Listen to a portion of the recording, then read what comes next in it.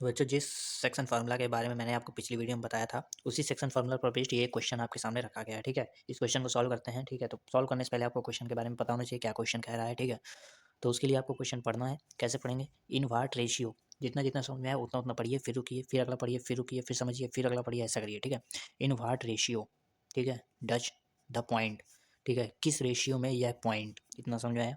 Divide the line segment, इस line segment को काटता है। ज्वाइनिंग द पॉइंट, जो कि दो पॉइंट को जोड़ करके बना हुआ है ये लाइन सेगमेंट। ठीक है, कौन कौन से पॉइंट को? ए, ये बी है। ठीक है, इसको एक बार फिर से पढ़ेंगे। In what ratio does the point, किस रेशियो में यह point divide a line segment, ये किसी लाइन सेगमेंट, इस लाइन सेगमेंट को डिवाइड करता है। किस लाइन सेगमेंट को?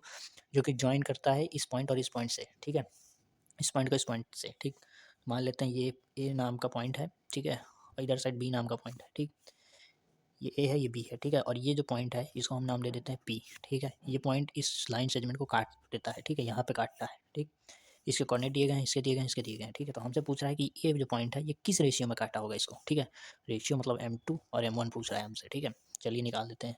हमको फॉर्मूला तो पता ही है। ठीक है, एक्स मतलब ये हो गया, इसके कोऑर्डिनेट हो गया एक्स कॉमा वाई। ठीक है, हम इसको इसी को एक्स और वाई बोल देंगे। ठीक है, x1 y1 इसको बोलेंगे, x2 y2 इसको बोलेंगे। ठीक है, एक्स का फॉर्मूला क्या होता है?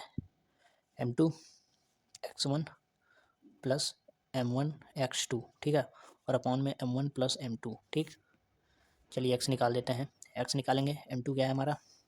M2 हमको मालूम ही नहीं है। ठीक है, एक्स की वैल्यू पता है कितनी है? -4 है। ठीक है, तो यहाँ पर हम क्या लिख देंगे? -4। ठीक, x1 क्या है हमारा? x1 है हमारा -6। ठीक है, प्लस M1 क्या है? मालूम ही नहीं है। ठीक, x2 क्या है? x2 हमारा 3 है यहाँ से।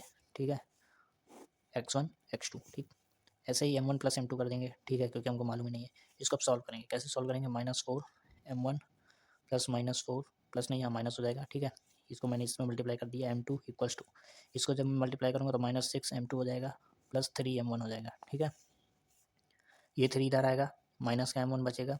ये 4 M2 को इधर भेज देता हूँ, माइनस का 2 M2 बचेगा। ठीक है, माइनस से माइनस गया, M1/M2 क्या हो गया? 2 हो गया। ठीक, यहाँ से निकल गया। ठीक है, हमारा रेशियो निकल चुका है। लेकिन हम क्या करेंगे? कन्फर्म करेंगे। कन्फर्म कैसे करेंगे? वाई वाला भी तो फॉर्मूला है हमारे पास। ठीक है, चलो वाई वाला लगा के देख लेते हैं। M2/Y1 प्लस M1/Y2 अपॉन में M1 प्लस M2।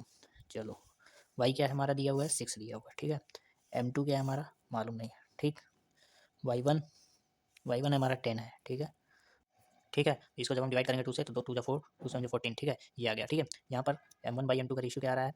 2/7 आ रहा है। ठीक, 2/7। ठीक है, और वहाँ पर हमारा 2 आ रहा था। ठीक है, इसका मतलब है या तो हम सोल्यूशन गलत किए हैं या तो इसका आंसर यही है। ठीक है, डिफरेंट डिफरेंट रेशियो है।